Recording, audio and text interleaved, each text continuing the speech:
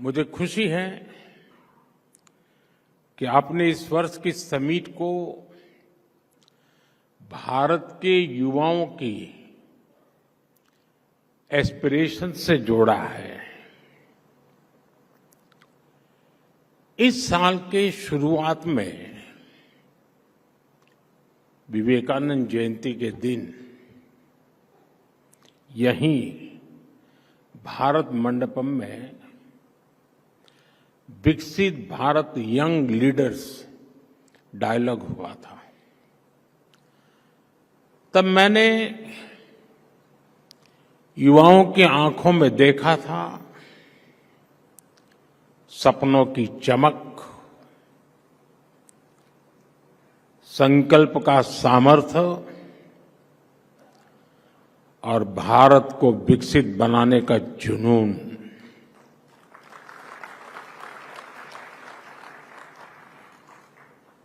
Twenty 47 तक हम भारत को जिस ऊंचाई पर ले जाना चाहते हैं, जिस रोडमैप को लेकर हम चल रहे हैं,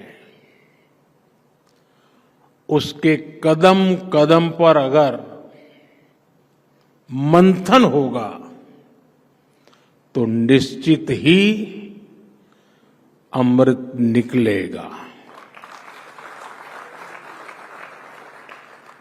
और यही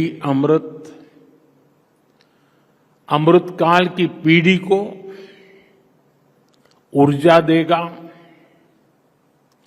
दिशा देगा और भारत को गति देगा।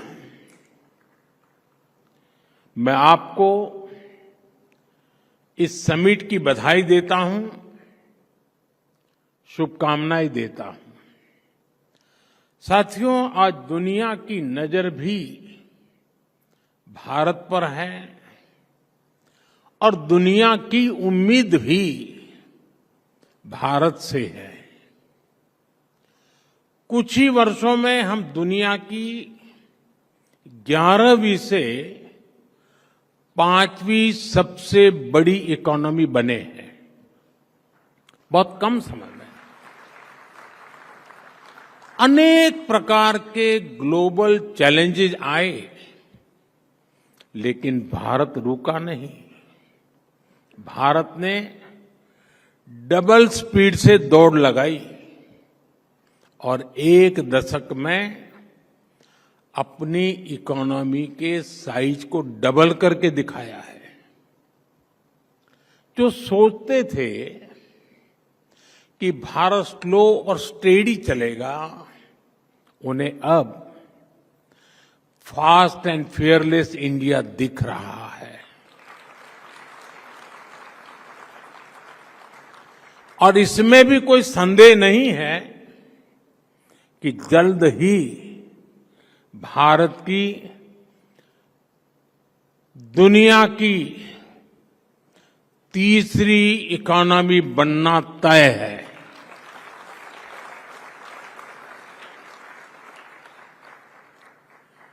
ग्रोथ की इस अभूतपूर्व स्पीड को कौन ड्राइव कर रहा है?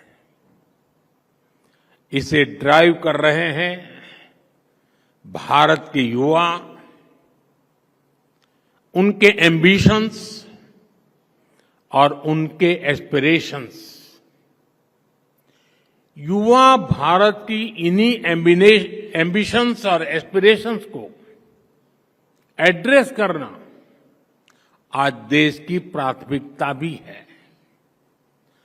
साथियों, आज 8 अप्रैल है।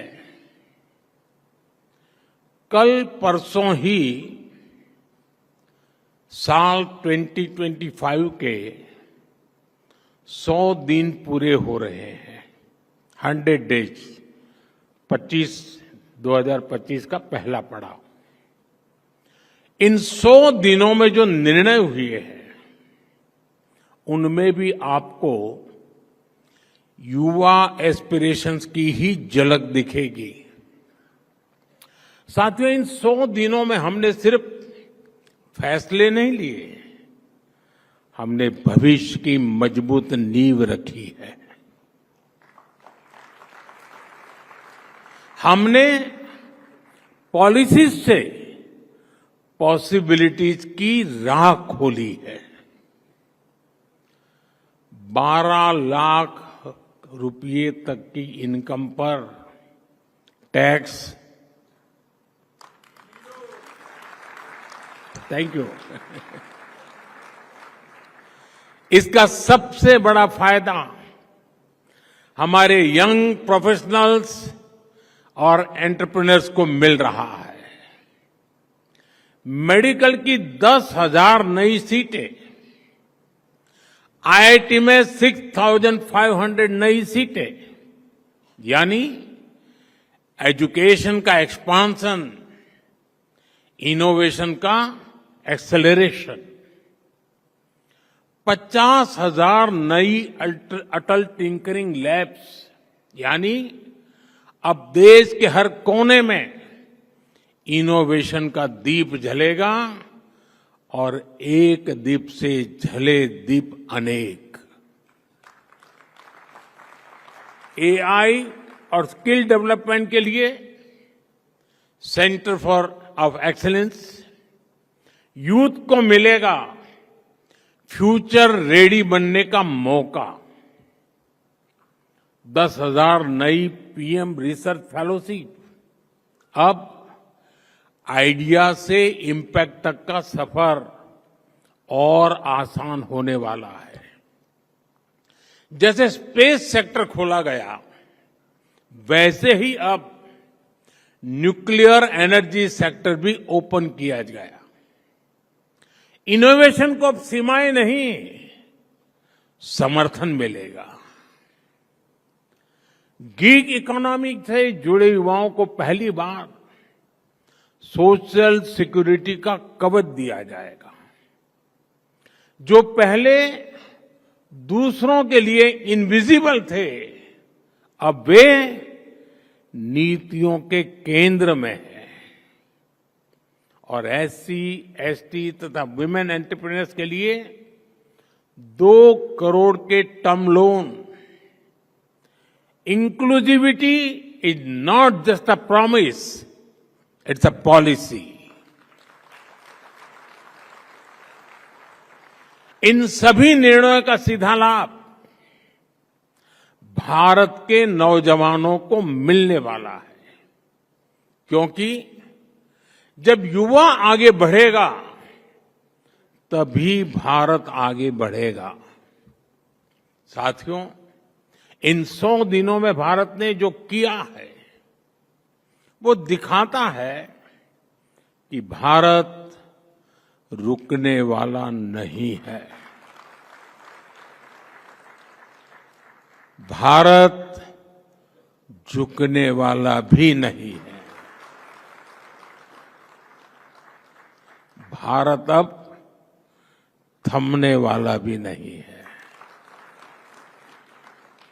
इन 100 दिनों में भारत दुनिया का चौथा ऐसा देश बना जिसने सैटेलाइट्स की डॉकिंग और अनडॉकिंग की क्षमता हासिल की। भारत ने सेमी क्रायोजेनिक इंजन का सफल परीक्षण करके दिखाया। भारत ने 100 गीगावाट सोलर कैपेसिटी का ऐतिहासिक पड़ाव पार कर लिया। भारत ने 1,000 मिलियन टन कोयला उत्पादन का रिकॉर्ड बनाया। नेशनल क्रिटिकल मिनरल मिशन की शुरुआत हुई और इन्हीं 100 दिनों में कर्मचारियों के लिए 8वें वेतन आयोग गठित करने का निर्णय हुआ। किसानों के लिए खाद पर सब्सिडी में बढ़ोतरी का फैसला हुआ। यानी अन्नदाता की चिंता सरकार की प्राथमिकता है। छत्तीसगढ़ में 3 लाख से ज्यादा परिवारों ने एक साथ नए घरों में गृह प्रवेश किया। स्वामित्व योजना के तहत 65 लाख से अधिक प्रॉपर्टी कार्ड सौंपे गए। और इतना ही नहीं, इन्हीं 100 दिनों में दुनिया की सबसे ऊंची टनलों में से एक सोनमर्ग टनल राष्ट्र को समर्पित की गई।